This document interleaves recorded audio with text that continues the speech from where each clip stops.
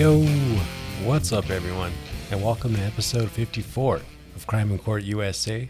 I'm recording this on March 6th, 2024. I'm your host, Mundo Carrillo. I hope you guys are doing well. I'm doing great, but let's just jump into some breaking news here, guys. This just happened a few hours ago. Armorer Halyna Gutierrez-Reed was found guilty of involuntary manslaughter in the shooting death of cinematographer Halyna Hutchins on the Rust movie set near Santa Fe in October of 2021. By the way, that's a correction from the last episode where I said that shooting took place in October of 2022. So to correct myself, it actually happened in October of 21. Just can't believe it happened that long ago. So let's recap what happened, shall we?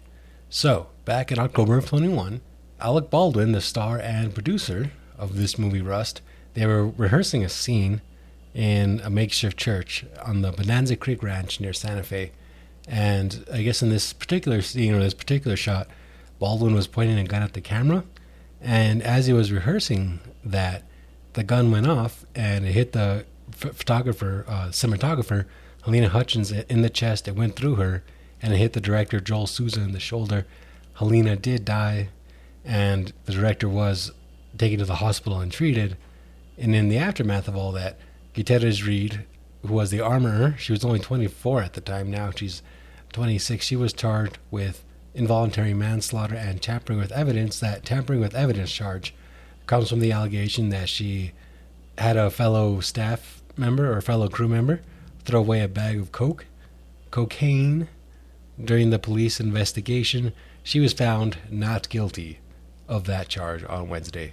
Alec Baldwin, for his part, is also charged with involuntary manslaughter and will be tried on that is scheduled to be tried on that in July.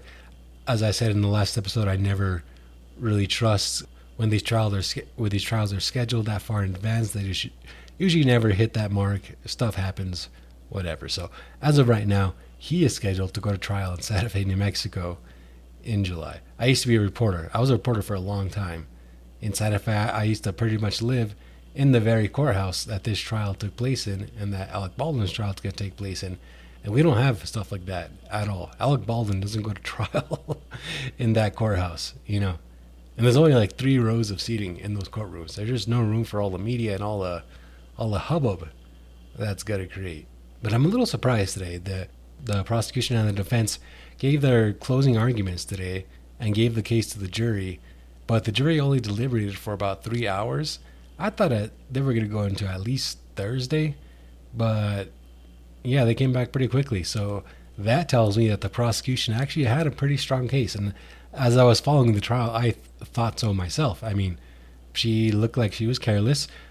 What they were saying she did was that she brought live rounds on set, and that one of those live rounds made it into the gun that Alec Baldwin used.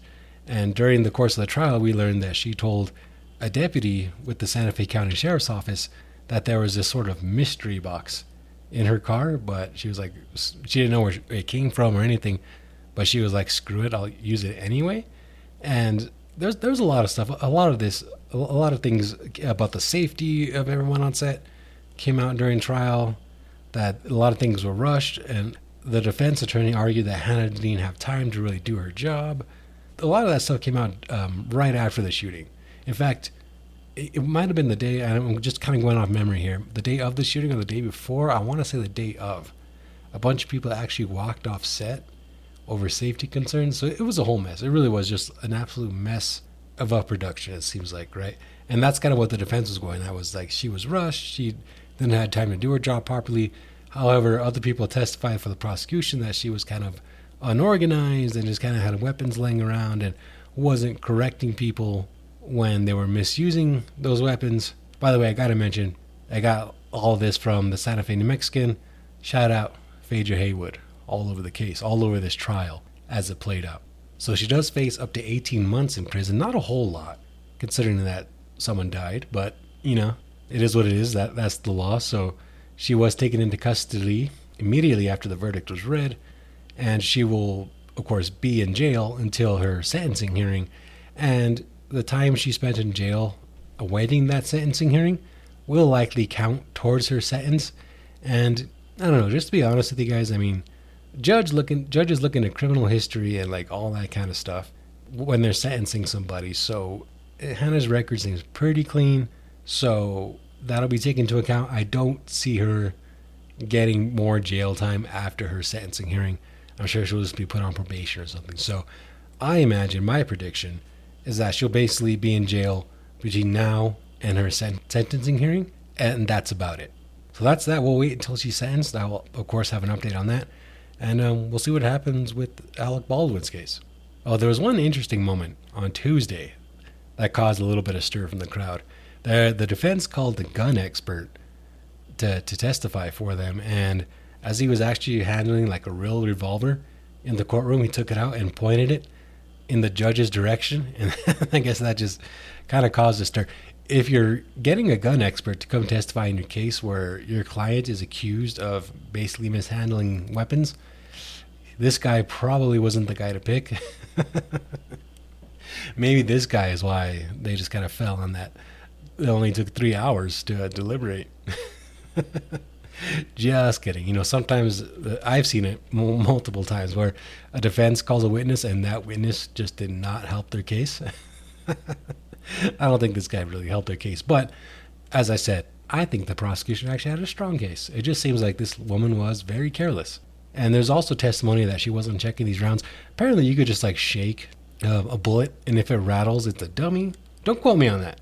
I'm not a firearms expert. Do not quote me on that. Well, that's the gist I got from this trial. And someone had testified that she wasn't even doing that to check if they were all dummies. So I don't know, man. Her job was to make sure that no real bullets got in those guns. I don't know why real guns are there in the first place. I know Hollywood took a good look at that in the aftermath of the shooting, but it was her job to make sure no one got shot, and someone got shot. So I think she should be held responsible. 18 months in jail doesn't seem too harsh, all things considered, really. So, yeah, there you go. Let's move on. Donald Trump. We got to talk about this guy every week. So, most recently on Monday, the Supreme Court ruled that he can, in fact, stay on the ballot in Colorado. The Colorado Supreme Court had ruled that he cannot be on the ballot because he committed insurrection in January of 2021. You guys remember that whole riot? And so, yeah, they said, nope, you can't do it. You can't be here. And the Supreme Court went back and they were like, well, one state can't really decide, or rather the states can't decide who's on like who's running for a national election. So that's a little too much power. We're not going to let them do that. So we're going to go ahead and reverse that decision. So as of right now, it doesn't seem like you could take Donald Trump off the ballot for insurrection. You're going to have to try another way, all right? That decision, by the way, came down the day before Super Tuesday, when I think about 10 states have their primaries. So that came in with good timing there.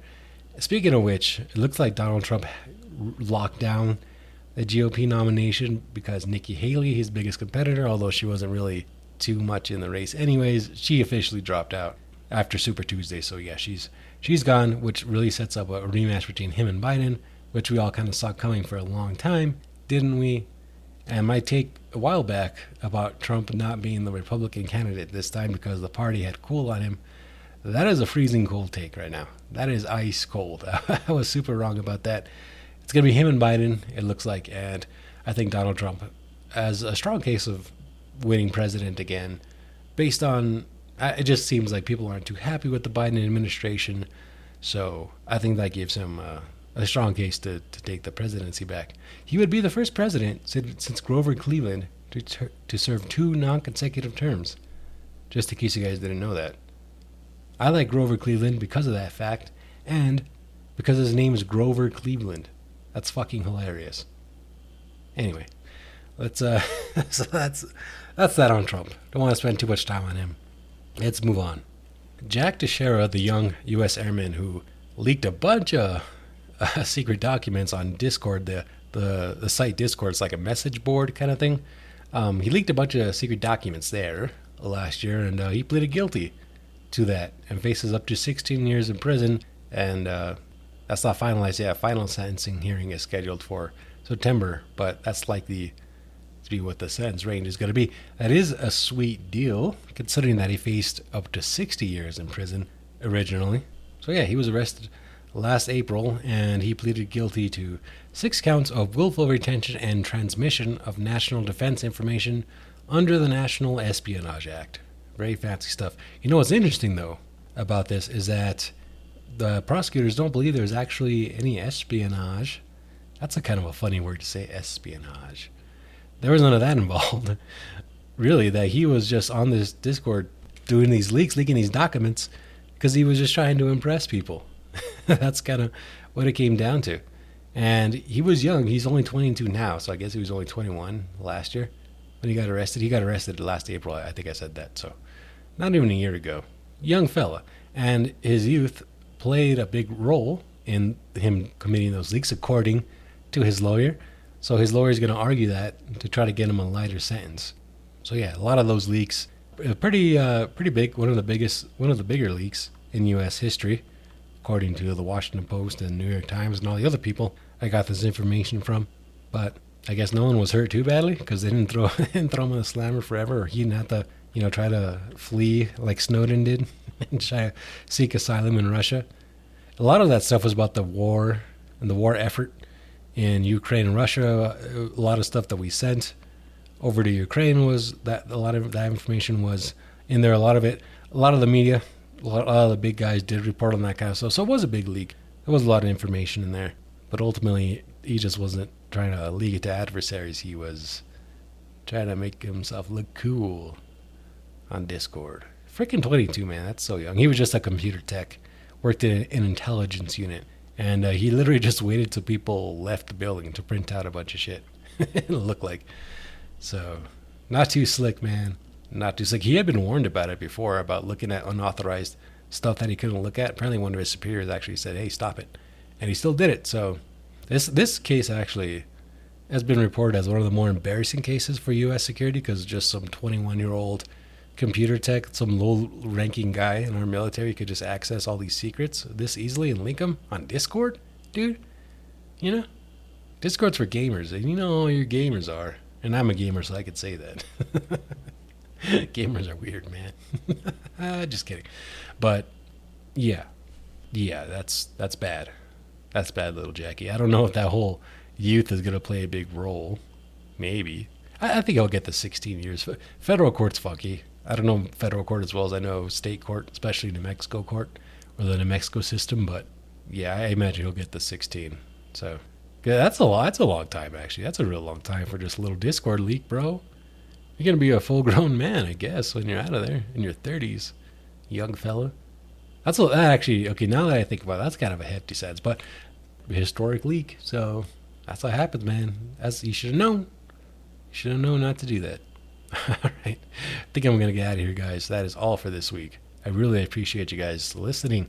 Thank you to the Patreon supporters, Daniel, Tony, Andres, and Emily, and welcome to the family, Mike.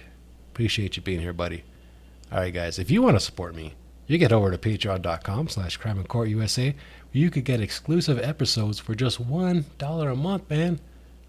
That price is so low, it's insane. All right, guys, until next time, my name is Mundo, and I'm out. Peace.